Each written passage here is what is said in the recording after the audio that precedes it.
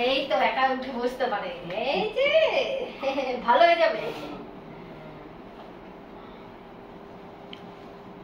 আমি এসে বলছি দেখো তো একা উঠে বসতে পারো নাকি, বলে হ্যাঁ একা উঠে বসতে পারি। আমাকেও তো দুপুরবেলা বললো খেয়ে যাও। হ্যাঁ এই কয়েকদিন আগে একদম ভালো মানে মোটামুটি এরকম উঠে একা বসতে পারছিল, খেতে পারছিল, মাঝখানে একটু শরীরটা আবার খারাপ হয়েছিল, আবার এখন আবার মানে কয়েকদিন ওইটা মানে যেটা দিচ্ছে সেটা দেওয়াকালীন একদম ভেঙে পড়েছিল, মানে বিছানা থেকে উঠতে পারছিল না। এখন আবার মানে 2-3 দিন ধরে আবার একটু ঠিক হয়েছে। ঠিক হয়েছে তো, কথাটাও অনেকটা বোঝা যাচ্ছে। একা একা একদম উঠে বসতে পারছিল না, একদম বিছানায় পড়ে গেছিল, কিন্তু এখন আবার এই যে একা একা উঠে বসলো। দেখতে পাচ্ছ আমাকে? হ্যাঁ, তাহলে ভালো হয়ে যাবে, ভালো হয়ে যাবে, চিন্তা করো না। বসো। আপনার বৌমা আসছে জুস নিয়ে। জুস না আজকে কি বলেছে? কি বলেছে? হ্যাঁ কি বলেছে? কে কেমন আছে? আজকে বলছে ডাক্তার আমাকে ভালো মন্দ খেতে বলেছে। হ্যাঁ আর যে আমি তোমাকে যে খাওয়াচ্ছি এগুলো কি ভালো মন্দ না? ভালো মন্দ মানে আমি রাতের বেলা ভাত খাবো। হ্যাঁ খাবে রাতে ভাত তো। রাতের বেলা ভাত খাওয়া, তুমি যে রাতের বেলা ভাত খাবে বলছো, তোমার সুগারটা যে এত মেনটেন করছি, যদি সুগারটা বেড়ে যায় তখন কি হবে? বলে না ডাক্তার বলেছে ভালো মন্দ খেতে, আর হচ্ছে গিয়ে ফলের রস দিই না। তাহলে ফলের রস খেতে দিই না। খেতে দেয় না ফলের রস? আপনার বৌমা কি দেয় তাহলে? ফলের রস খেতে দেয় না, তাহলে যে লেবুগুলো আমি কাকে খাওয়াই? ওই আর কি মারে তো, ওই দেখো হাসে। না না, ডাক্তার বলেছে যে মুসাম্বি ছাড়া অন্য কিছু রসটা দিতে না করেছে, কারণ রেডিয়েশনটা যে চলছে সেই রেডিয়েশন দিলে সুগারটা বেড়ে যেতে পারে, মানে সুগারটা কন্ট্রোলে করার। আমিও ছিলাম তখন। হ্যাঁ বলে কি আমাকে ফলের রস খেতে দেয় না। তুমিও, তোমারও একটু ফলের রস দরকার, কিন্তু আমি বলছি কি তাহলে লেবুগুলো কে খায়? তোমারও একটু ফলের, তুমি খাও তো তোমারও একটু ফলের রস দরকার। হাসে আমার, হাসে। কে খায় লেবুর রস? আমরা বলে আমি লেবুর রস খাই। তুমি তো আমার বললে বয়স মানে ছোট থেকে বড় হয়েছে, মানে আমরা যে বড় হয়েছি এই অবধি দেখিনি কারো উপরে মুখে কথা বলতে, মুখের উপরে কথা বলতে, অথচ মানে আমরা যদি কাউকে উচিত কথা বলি সেক্ষেত্রে আমাদের ধমক দিত, এত কথা বলিস না, ঠিকই বলেছে, সেই বলিস না, কষ্ট পাবি। ঠিকই বলেছে তো, ঠিকই বলেছে। তো এখন এই বিছানায় পড়ার পরে দেখছি মুখটা একটু ফুটেছে।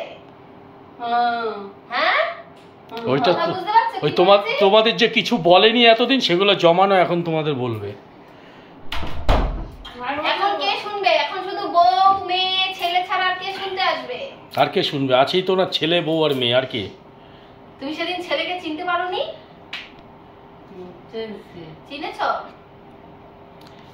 সেদিন আমাকে বলছে আমাকে মা বলে ডাকবি না। বলে কেন? বলে আমি ঠিক হই তারপর আমাকে মা বলে ডাক। রাগ করেছ? রাগ করেছে? রাগ তো করবেই, তাহলে ছেলেকে চিনতে না পারলে ছেলে কষ্ট পাবে না? না এটা খেয়ে নাও। তোমাকে ডাক্তার মুসাম্বি রস ছাড়া আর কিছু রস খেতে না করেছে। তোমারও একটু রস দরকার, তুমি খাও। হ্যাঁ আমরা বলি লেবু তুমি খাও। খাও, তোমারও দরকার। অশোকনগরে আবার নিয়ে যাব, কারণ হচ্ছে মানে যে হোমিওপ্যাথি ডাক্তারটা দেখানো চলছিল সেটা উনি আবার ফোন তুলছে না, সপ্তাহখানেক ধরে ফোন করে যাচ্ছি, ফোনই তুলছে না কোনোভাবে। পায়ে তেল তেল মেখে দিও তো একটু। মা আপনার রেডিয়েশন চলছে তো, তেল দিতে পারবে না তো? না ও ভালো কথা, ডাক্তার ভালো না। ডাক্তার ভালো না, সব রোগীরাই বলে ডাক্তার ভালো না। কেন ডাক্তার কি করে? আপনার মেয়ের বিয়ের আগে তো বলছেন জামাই ভালো না, হ্যাঁ? তাহলে ডাক্তার তো ভালো, ডাক্তার তো আপনাকে দেখছে, ডাক্তার খুব ভালো ডাক্তার, কড়া ওষুধ দিচ্ছে, কড়া দিচ্ছে না? ঠিক আছে, এবার গেলে আমি ডাক্তারকে মেরে দেবো।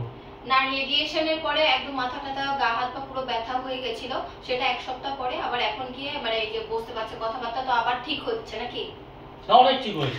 এখন রাতের বেলা করে কি করে, রাতের বেলা উঠে আপনার জামাই কি ভালো না খারাপ? উঠে বসে দুম করে শুয়ে পড়ে, এবার দুম করে শুয়ে পড়ে, ভয় লাগে এটা যে খাটের কোনা লেগে মাথা না ফেটে যায়। এরা উঠে বসে দুম করে শুয়ে পড়ে, আবার উঠে আবার দুম করে শুয়ে পড়ে।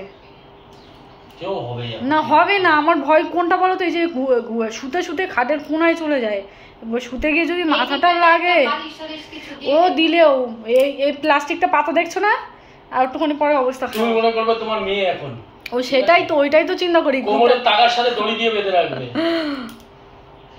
তাহলে জামাই ভালো তো আপনার? ওই জামাই ভালো, তাহলে ওই যে বিয়ের আগে বলছিলেন জামাই ভালো না? দাও খাইয়ে দাও, রসটা খাইয়ে দাও। জামাই ভালো? আমারে বলে সুজাতা ভালো না। হ্যাঁ সুজাতা ভালো না, ও বলবে এখন, হলো এই সময় এখন অনেক কিছু বলবে, ওগুলোকে মনে নিয়ে ভালো হয়ে যাবে, আবার হেঁটে হেঁটে ফ্ল্যাটে যাবে না? হ্যাঁ যাবে তো। মেয়ে বাড়ি করবে, যাবে না?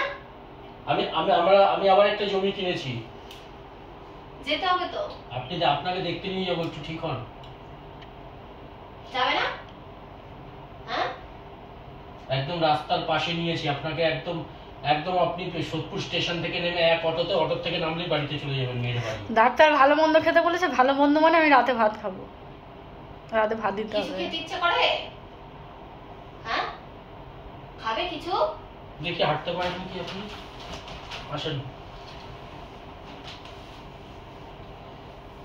এখনই হাঁটার পারবে না, হাতে দেখলে তো আজকে এখন উঠে বসলো, এটা ঠিক আছে, আবার কয়দিন পরে এখন পারে না, পায়ে ভর দিতে পারে না। এরকম হাঁটতে পারছিলাম, আবার কয়দিন পরে আগের থেকে আমার সুস্থই এই কি? লাগে, আগের থেকে আমার কিন্তু সুস্থ হ্যাঁ একটু অনেক আবার ইয়ে হয়েছে, শক্ত হয়েছে। ভালো হয়ে যাবে। তুমি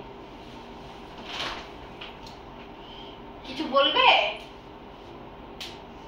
আগের থেকে ভালো লাগছে? হ্যাঁ ভালো হয়ে যাবে। আপনার বৌমা অনেক করছে, বৌদি অনেক খাটছে আপনার জন্য, বলবেন না বৌদিকে, অনেক কাজ করে, দুপুরবেলা হসপিটালে যায়, আসে আপনাকে দেখে, খাবার করে দেয়, ঠিক আছে?